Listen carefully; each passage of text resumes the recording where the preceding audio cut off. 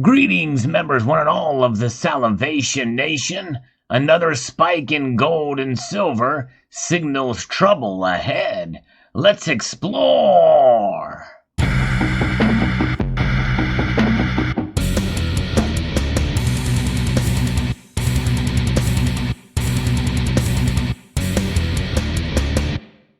Getting very close to the end of the trading day and trading week, gold and silver have seen some pretty substantial gains as the platinum group metals take either a hit or fall flat. That's right, gold is up $17.10 as of the recording of this video to $1,832.80, well above the $1,800 threshold. And silver is up $27.53. Gold and silver both up substantially here. Let's take a look at the article here from CNBC, which I know is a mainstream source, quoting really directly from Reuters in this aspect. But we'll take a look and see what they say about it. And we're going to see that really much of this is signaling some trouble ahead, I believe, in multiple different fronts. Gold has jumped over 1% on Thursday with a weaker dollar and easing treasury yields propelling it over the key $1,800 psychological level. I wonder how long it's going to stay up there as we see these climbs and pullbacks negligible, still well above that $1,800 point. And it is now, again, we've seen it here go up 1817, the highest level since the 16th of February. U.S. gold futures settled 1.8% higher. We really have yet to see a strong rebound in treasury yields, said Edward Moya, who's a senior market analyst at Oanda. Despite the economic optimism, the Federal Reserve policymakers seem unlikely to budge on their accommodative stance yet, and investor inflation fears could or should boost gold. And that is the key here. The trouble ahead is inflation. Even the Federal Reserve is admitting that there's going to be substantial inflation, even though they say it's going to be transitory. But, we're not so confident on their assessment of where that is, especially considering what's been going on with this massive printing of money out there. The Fed plans to keep borrowing costs near zero and maintain monthly asset purchases worth $120 billion until it sees substantial further progress. Oh man, how do they measure progress? I guess towards full employment and its 2% flexible inflation target. U.S. 10-year Treasury yields slipped. The dollar index fell 0.4%, making gold more attractive for those holding other currencies. And really, that is what drives and how we can measure is the dollar index compared to gold, which just goes to show you that gold withstands these moves. And it is a safe haven asset. When the dollar index falls, gold typically goes up. It's almost like clockwork. And to me, that's a very attractive feature to what gold does, and also silver to a degree too. At a time of heavy government stimulus, gold is considered a hedge against potential inflation, but elevated treasury yields have dulled the non-yielding bullion's appeal this year. And to me, I think when you think about times like this, when you take a look at a chart, to me, you can get into the minutia and the weeds about what central banks are doing and how they're supposedly suppressing the price of gold and silver. But look at what happens when the dollar index falls or rises. Gold goes up or down. What drives the dollar index? I don't know. I think that's really where you ought to look for times of either inflation or the suppression of gold and silver prices is in the dollar index.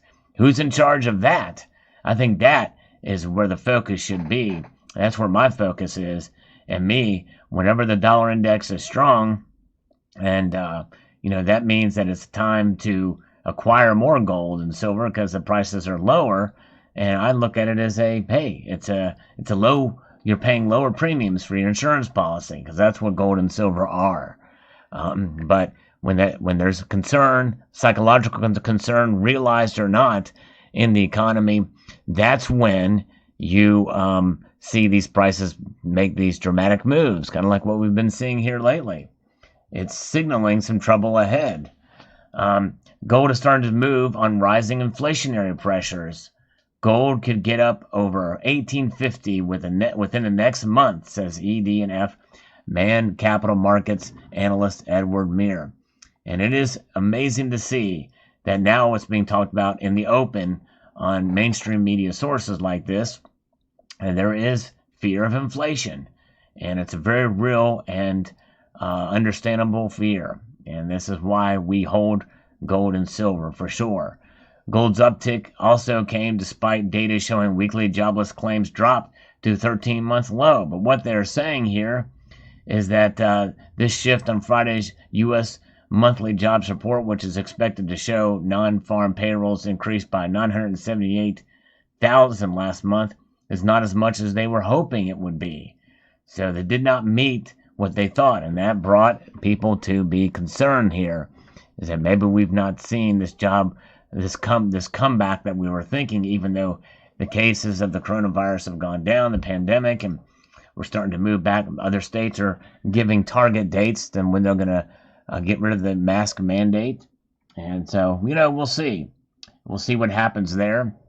But whenever less people are working, that means that inflation may not happen as quick as some think it could either, because there's less of that currency flowing.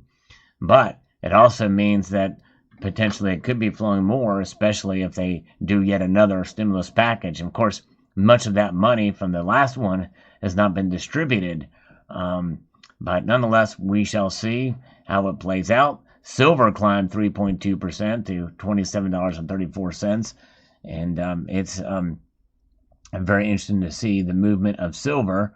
Is its climb did not make it as much as gold did, which means that the gold to silver ratio climbed a little bit too, still below 67, but I digress.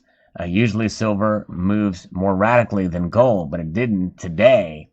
And it is getting closer to the end of the trading day, and we're going to head into the weekend with these higher prices. It'll be very interesting to see what happens Sunday night when the markets open again.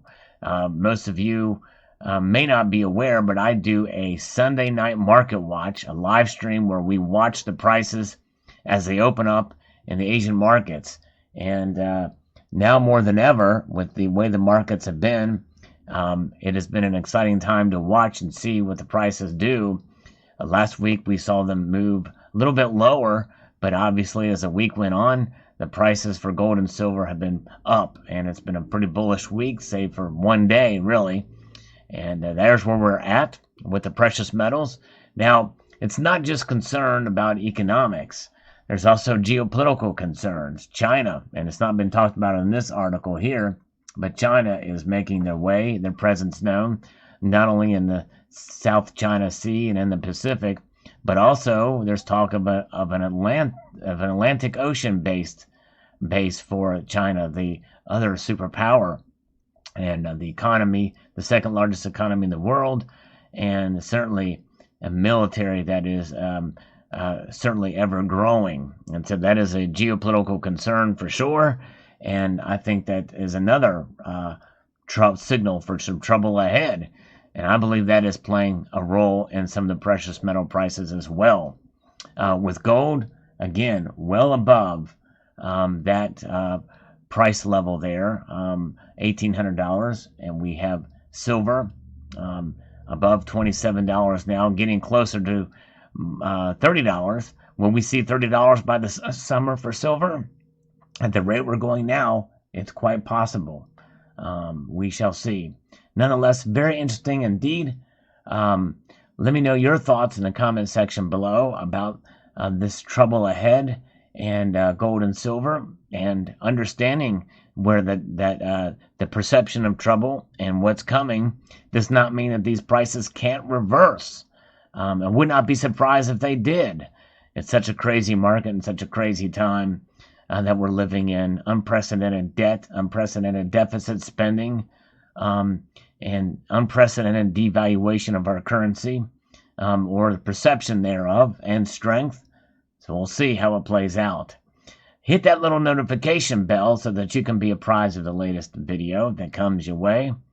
And I would like to extend a multitude of gratitude to you all for taking the time to watch, and encourage you to please rate, share, comment, and subscribe.